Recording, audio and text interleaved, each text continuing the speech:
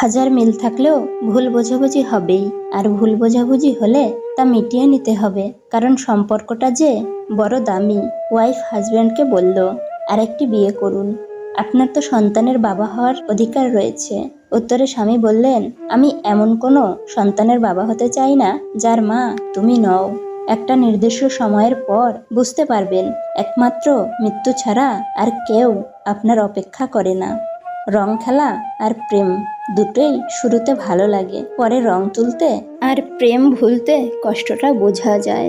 সবাই বলে কাউকে কষ্ট দিয়ে সারা জীবন সুখে থাকা যায় না, কিন্তু বাস্তবে দেখা যায় সুখী তারাই থাকে যারা অনেককে কষ্ট দেয়। যদি কোনো কাজ করতে করতে ক্লান্ত হয়ে পড়েন, তাহলে বিশ্রাম নিন, কাজ ছেড়ে চলে যাবেন না।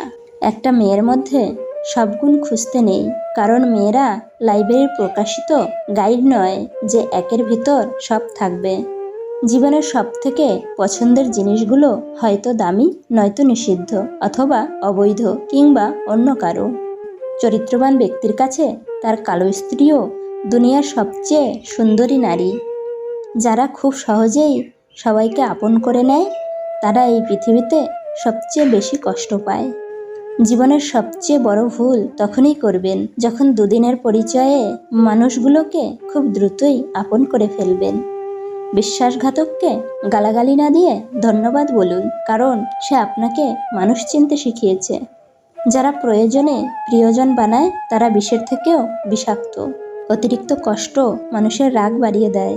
যে মানুষটার মুখে সবসময় হাসি লেগে থাকতো, সেই মানুষটাই একসময় কথায় কথায় রাগ দেখায়। হঠাৎ করে মানুষের বদলে যাওয়ার পিছনে থাকে সীমাহীন কষ্ট, যা সবাই বুঝতে পারে না। উল্টে তার নাম দেওয়া হয় বদমেজাজি।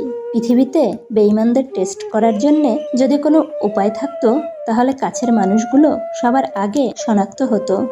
অর্থের প্রতি নারীর লোভ আর সাদা চামড়ার প্রতি পুরুষের লোভ দুটোই ভয়ঙ্কর। ইতিহাস সাক্ষী আছে, পিছন থেকে ছুরিটা আপনজনেরাই মারে।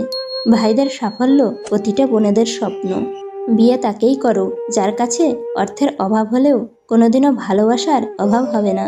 যে ভুল করে সে ক্ষমা পাওয়ার যোগ্য, কিন্তু যে চালাকি করে সে নয়। বেশি চালাক মানুষের একটাই সমস্যা, তারা সব বোঝে, কিন্তু আপনি যে তার চালাকি বোঝেন এটা বোঝে না। চুপ থাকুন, জবাবটা কেউ একজন দিয়েই দেবে, হয় মানুষ নয়তো সময়। হাতটা তাকেই ধরতে দেওয়া উচিত যার স্পর্শে মিথ্যা আশ্বাস থাকে না। যা আপনার সেটা পৃথিবীর যে প্রান্তেই থাকুক, শত বিচ্ছেদের পরেও সে ফিরবেই। আজ যারা শেখাচ্ছে কিভাবে ইগনোর করতে হয়, কাল আমি তাদের শেখাবো কিভাবে আফসোস করতে হয়। মানুষ প্রয়োজন মেটাতে যতটা প্রশংসা করে, প্রয়োজন শেষ হলে তার চেয়েও বেশি বদনাম ছড়ায়। পেটের ক্ষুধা নিয়ে ঘুমানো যায়, কিন্তু মন খারাপ নিয়ে ঘুমানো যায় না। সবার সাথে ভালো সম্পর্ক আমিও রাখতে চাই, কিন্তু সমস্যা হচ্ছে কারো সাথে তেল মেরে চলতে পছন্দ করি না। সবাই ভালোবাসতে আসে না, কিছু মানুষ অনুভূতি নিয়ে খেলতেও আসে। যাদের অভ্যাস সবসময় খোঁচা মেরে কথা বলা, সুন্দর ব্যবহার কতটা প্রশান্তির তারা কখনো বুঝবে না। যখন পুরুষ রোজগার করে তখন ভাবে স্ত্রীকে কি করে খুশি রাখা যায়, আর যখন স্ত্রী রোজগার করে তখন সে ভাবে পুরুষেরই দরকার নেই। কথাটা তেতো হলেও এটাই বাস্তবতা।